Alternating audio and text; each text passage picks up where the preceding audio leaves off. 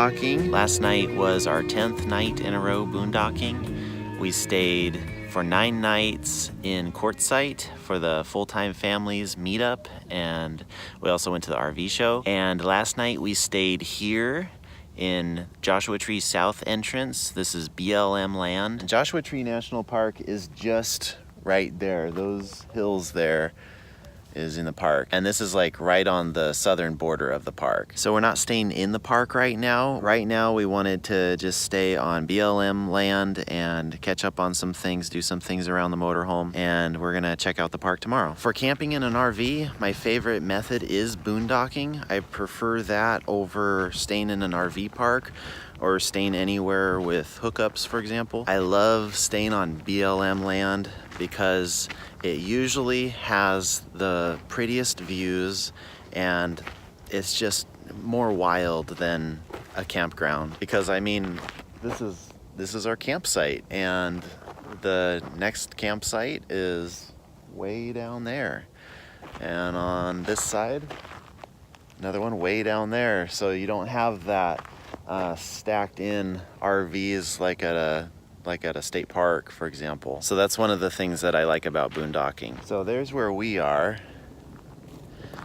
And over here, that's Joshua Tree National Park. So we're like right on the edge of the park right here. But boy, this is a really gorgeous place here. I just love the flowers and the cactuses. I've always really liked cactuses. So I don't know, if you have an RV and you haven't tried boondocking yet, maybe you like to stay in RV parks or state parks or campgrounds, places with amenities. If you are somebody like that and you want to try boondocking but are too daunted by all the things that people say you need, like solar panels or extra water, lots of stuff that people say that you need for boondocking. Yeah, it could be overwhelming if you consider all the gadgets that people say that you need before you try boondocking. But in actuality, all those gadgets, solar panels, composting toilet, water tanks, water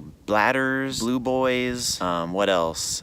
Big fancy inverter, lithium batteries. All those things are really good if you're boondocking a lot, but if you're starting out, you don't need them. You can successfully boondock without hookups, without all that stuff, just with your standard setup in your RV. Hi, Sammy. Hi. Can we play hide and seek? Okay, go hide. I'm counting. 1, 2. 3, 4, 5, 6, 7, 8, 9, 10. Ready or not, here I come. Where's Sammy? Where could Sammy be? Where's Sammy? Is he behind this bush? Maybe he's behind the bush that's shaking. There you are. Okay, now count to 10 and let me hide. 1, 2, 3, 4, 5, 6, 7, 8, 9, 10. They are not here again. I wonder what that is. You found me. Ah! Let's let Mommy and Theo hide now, okay? Come here, let's count. 1, 1, 2, 3, 4, 5, 6, 7, 8, 9. 10. Ready or not, here we come. They are not here again. See, Sammy, this is a cactus skeleton. It's an old dead cactus. That's what they look like inside. They have that woody structure. Oh. Uh-huh. This looks nice. See, Theo? Do you like the cactus skeleton? So are all those extra gadgets necessary for boondocking? Not necessarily, but they are useful, especially if you're looking to boondock for extended periods of time between having hookups. I mean, you could say that we're out here and we don't have electricity, but we actually do have electricity. We have two 12-volt batteries, and they're just the standard lead acid batteries that came with the RV. We also have a 33 amp generator, and this generator came with the rig, and it's just mounted underneath in this compartment. For what we do, we only have to run the generator for an hour in the morning and an hour in the evening. That charges the onboard batteries, and it also charges any other devices like computers or phones that we have. We charge them while the generator is running. Our two lead acid batteries that we have don't last a whole lot of time. I wish that they lasted longer than they do. If we just started with a full charge and let it just drain completely, it would probably last for maybe a day, maybe a day and a half. We never want to do that, so we do run the generator twice a day to keep it charged. If we ever want to charge our devices while we're not using the generator, then we can just plug them into our 12-volt outlet here using this little inverter. So that just plugs in like that, and then we can plug in our laptops or our phones into there. Our motorhome only came with one of these 12-volt outlets back here in the bedroom. We have two more in the cab, but those ones run off of the car battery, so if we use those to charge like a laptop, it would drain the battery pretty quick, and I'd have to charge it. And the car battery doesn't charge off of the generator, so I'd have to use this to charge the car battery. This is just a power pack, and it has these alligator clamps, and it's just basically a battery for charging car batteries. But aside from using it once in a while to charge up a dead car battery, I use it for the 12-volt outlets here. I just plug in our inverter, and then I can run my laptop off of this. And then once this is dead, this just plugs into our 110 outlet in the motorhome, and then I can charge this with the generator. Now, where is the spine? Do you see the spine anywhere? So the spine goes down on here. It starts right there and goes all the way down on your back. And then can you put the arm muscles in? Yeah. So as far as power needs, we're pretty much set up to where we can boondock comfortably for an extended period of time.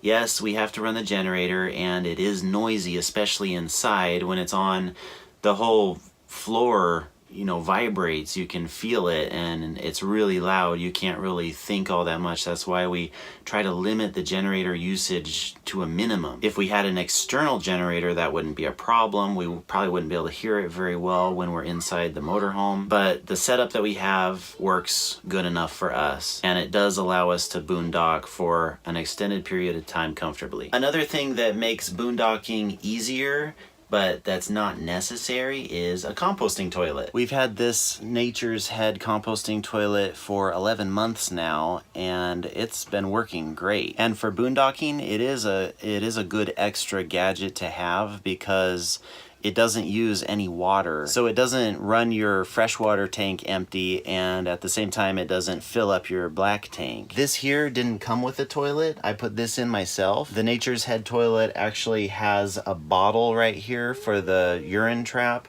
and you just empty that once or twice a day. But for me, it got too time consuming, and I didn't like the chore, so I just installed this. It's just a PVC pipe with some elbows, and this pipe just goes down here, and it goes underneath the toilet and goes right into the black tank. And it has a valve, so it eliminates any fumes that are coming up from the black tank. So it's a real clean and easy to use system, and we only have to clean out this holding tank once every 4 or 5 weeks. People tend to think that composting toilets are kind of gross, but actually it's really clean and not messy. The solids just go in here. There's a mixture of coconut core, which is just the outer husk of a coconut, and it's just like a mulch, so it decomposes, and the solids just go in there, and it has a little agitator that you crank,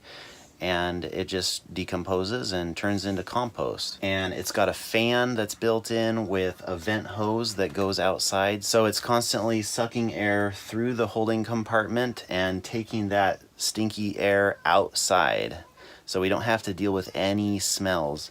It's actually less smelly than the conventional toilet that this motorhome came with, because with the old toilet, when you flushed, you're just leaving that trap door open while the water's running down, and all the fumes just go right up into the bathroom. And with this, we don't have to worry about that. So for boondocking, a composting toilet is great, but again, it's not really that necessary to start with. Before we got this, we could boondock for probably 5 or 6 days before we had to empty our black tank. If you're interested in seeing how I installed this toilet, I did film the footage, but I haven't had a chance to actually put it in a video yet.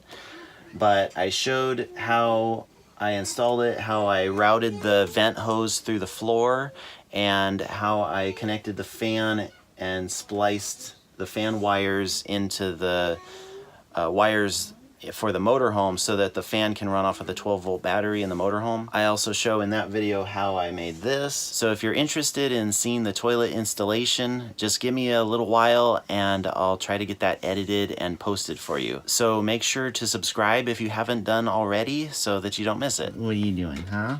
What are you doing, Sammy? So yeah, it is possible to boondock with just the toilet that comes with the RV. It just means that you can't stay out as long without needing to dump your tanks. But then there's other options too. You can get a Blue Boy, which is just a big tank with wheels, so then you can just fit a sewer hose onto the end of your wastewater outlet here and pull the valves and it will fill up that tank, and then you can just wheel it to a dump station. We don't have one of those. It hasn't been necessary. We've been able to go a long period of time just with our composting toilet since we don't use a whole lot of water when we're boondocking. And actually our freshwater tank is smaller than the capacity for our gray tank and black tank combined, so we actually run out of fresh water before the wastewater tanks are full. When we were boondocking in Quartzsite just last week, we lasted for 6 days before we ran out of fresh water.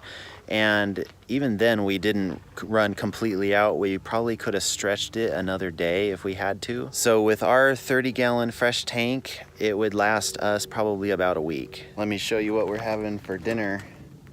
Ooh. I'm smoking hamburger patties with applewood chips. This is just on my propane barbecue. I don't have the propane hooked up right now, but I'm gonna smoke the patties for 2 hours and then start cooking them.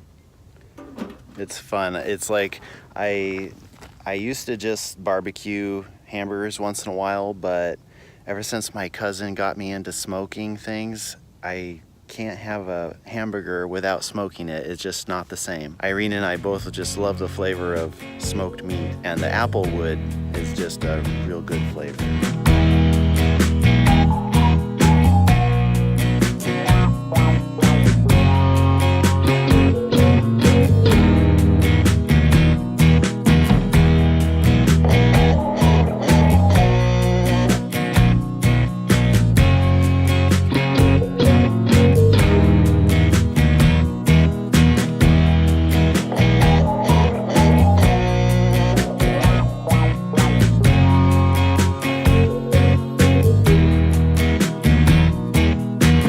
At some point, I would like to get solar panels and lithium batteries. That would be really cool. I'd like to be able to run whatever we want off of our solar energy so that we can just function normally without having to worry about wasting energy. You know, I'd like to be able to plug in my laptop and not have to worry about it draining a battery. I'd like to be able to have it always charged. So all those things, solar panels, lithium batteries, composting toilet, high capacity inverter, extra water tanks, extra sewage tank, just all those gadgets that you would use if you were like a super boondocker.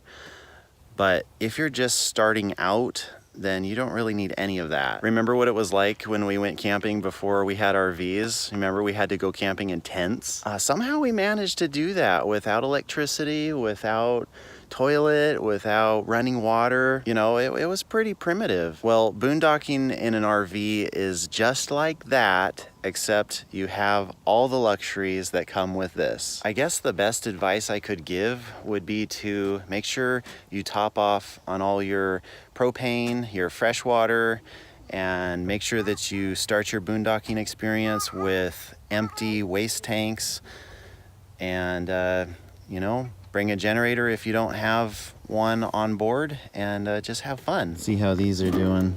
Oh yeah. Gonna leave them on for another hour. Normally I would smoke the patties for 2 hours and then put them in a Ziploc bag and put them in the fridge overnight and barbecue them the next day, because putting them in the fridge overnight really saturates the meat with the smoke flavor. But for tonight, we're just gonna smoke them and then grill them. Gosh, the sunset is gorgeous. Oh, I almost forgot about a cell booster. Is it necessary to have a cell booster if you're boondocking? We don't have one, and we get along okay. There's been times where it would have been nice to have a cell booster, but a lot of the time you have a good cell signal even if you are boondocking, and like we have a good signal right here. Interstate 10 is just right down there, and there's little towns kind of just all around us, so it's in a well-covered area. But there have been times when we've gone out in the boonies and there hasn't been a cell signal, but you know, we just got to live with it. I would like to get a cell booster though, but it is possible to go boondocking without one. Well, I'm gonna finish grilling up these hamburger patties and enjoying this sunset. I hope these tips have helped. If you have any questions, leave them in the comments, and we'll catch you next time. Bye. Bye.